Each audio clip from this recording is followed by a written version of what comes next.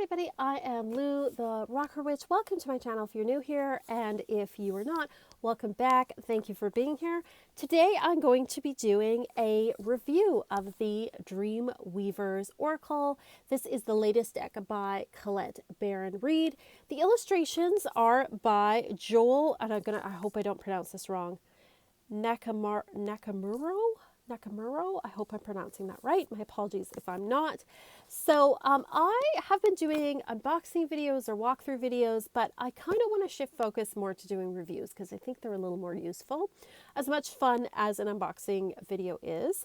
And so I received this deck a few weeks ago. It was released just this last month, and I've been doing daily draws with this. So I've worked with this for a little while, and so I want to give you my honest feedback and review about this particular deck. No, this was not sent to me. It's not sponsored, so I'm just giving you my honest review of things. So first of all, I have to say I really enjoy most of Colette Baron-Reid's decks. My two favorite decks, particularly for daily draws, are her Enchanted Map Oracle and the Wisdom of the Oracle. The Wisdom of the Oracle deck here. Both of these decks have the same artist. They have as each other, not as this one. I wish her name was right on the front because I think that the artist deserves to have her name a little more out front. Is it Okay, I know it's Jenna. Is it Della Gratilia? It is. I wish they had put her name on here. Anyway. She is an amazing artist. Now, I'm not usually like big on like computer type images. I like more hand-drawn, painted type images, but I still really love these. I think they're really great.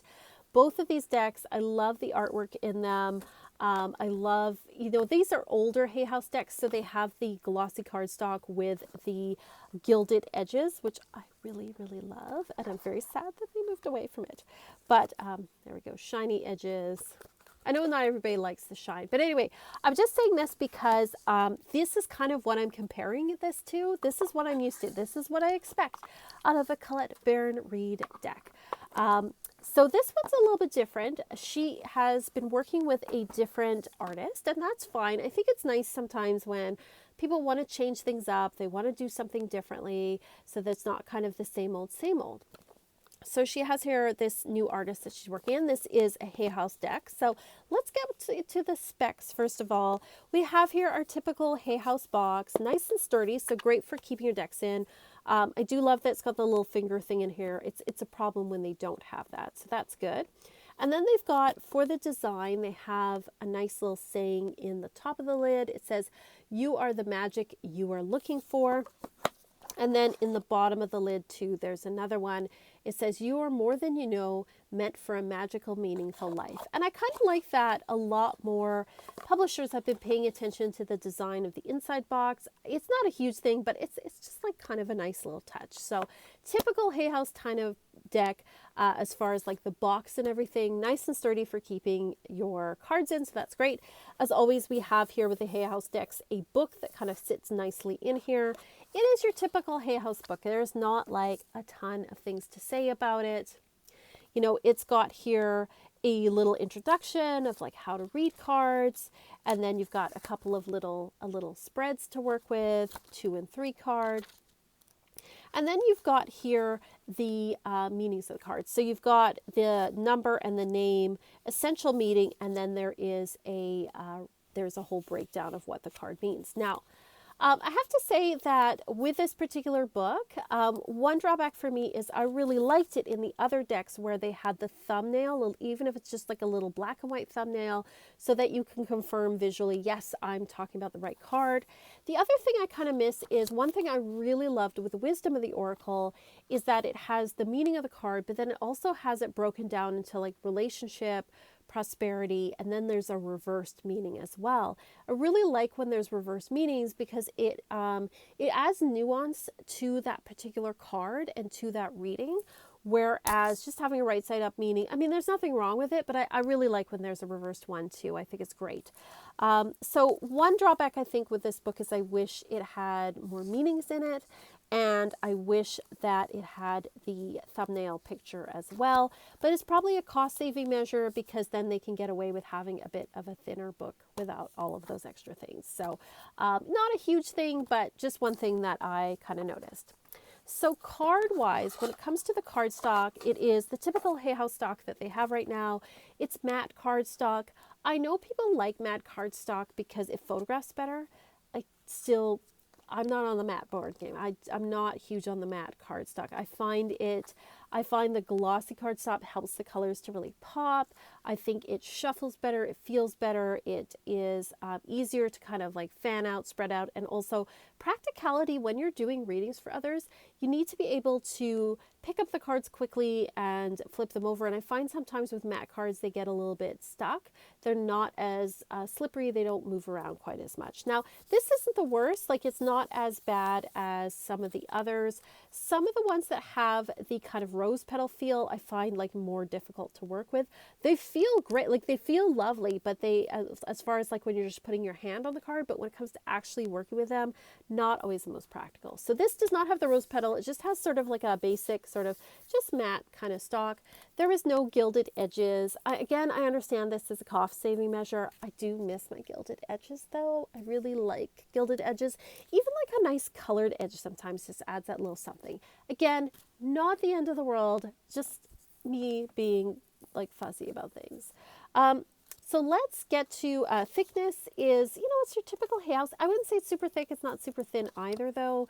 It's kind of the typical stuff that they've been doing right now. So nothing wrong with that. It shuffles fairly well, both rifle and, is it rifle or riffle? I never know. You know what I mean. And overhand, with a card deck like this, I tend to do more overhand, and it shuffles perfectly well. So practicality-wise, that's the practicals. But let's get into the deck itself. So this is a 44 card deck. I've kind of become used to bigger decks from Colette Baron Reid. Now, there's nothing wrong, again, with a 44 card deck. It is perfectly fine. I think 44 cards to me in an Oracle deck has kind of become the minimum for me.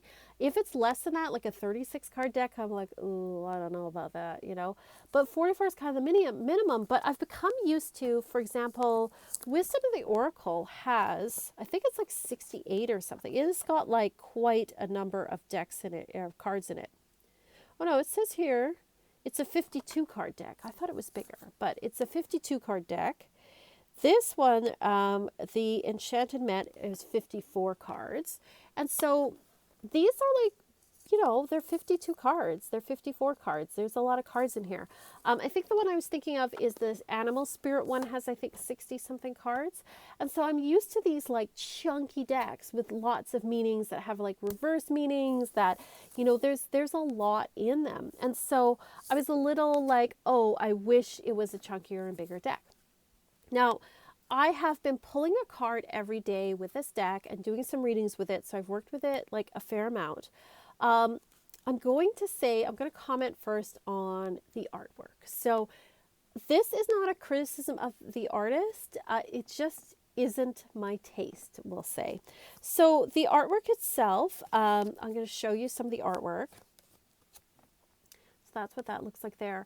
It's got a very surrealist folk art, and it has a southwestern U.S. kind of vibe to it. Now, there's lots of folk art I like. I definitely like a surrealist type imagery. Southwestern art, nothing wrong with it. But it's combined together. This just isn't for me, is what I'm saying. Other people might absolutely love this artwork.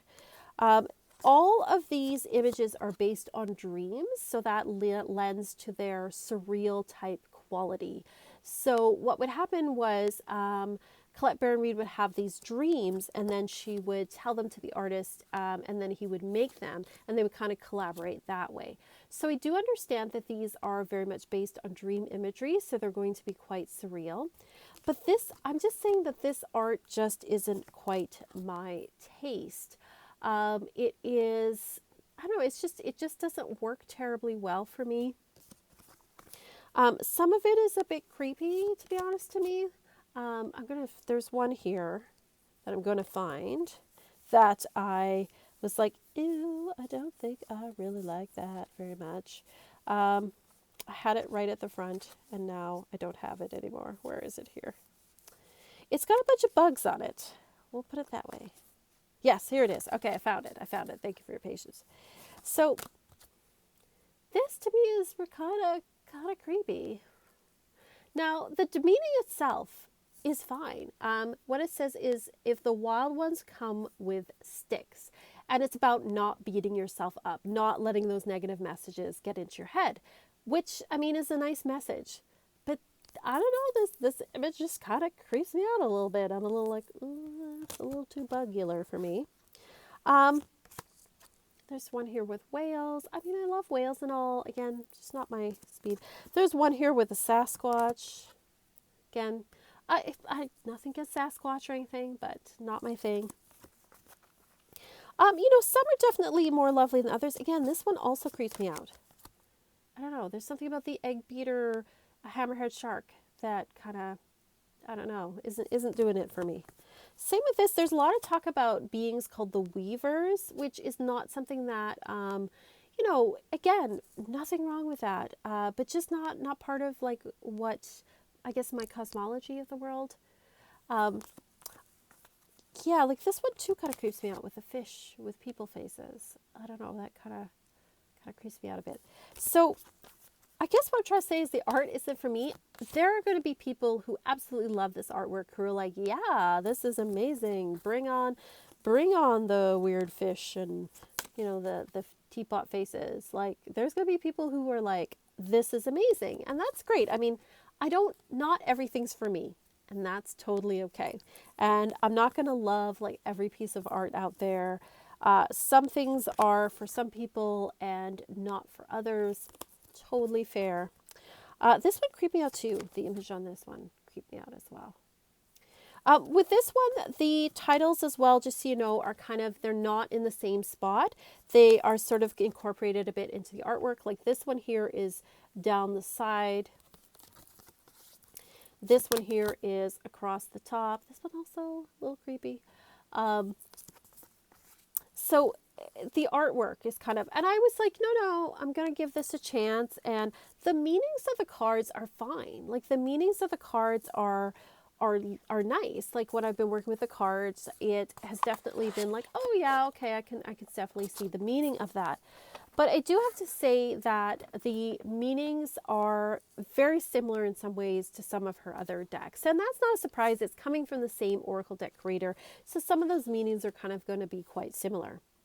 So just so you know, there's just as examples, we have here, when you feel the magic, sing. And it says, essential meaning, the aha moment, on the right track, hope is real, you're being cared for, your partnership with spirit is true, you are not alone, you're being used for a higher purpose. So again, a very positive, nice message, but that's a very similar message to some of the other messages you're going to get in her other decks. There'll be cards with very similar ones. When a girl becomes a pearl, reinvention, learning from past mistakes, surrendering to the lesson with grace and maturity. So, these are all very positive messages. But again, I personally am finding that I worked with this for a while, and it's not that I won't work with it again. I'm going to kind of put it on the shelf.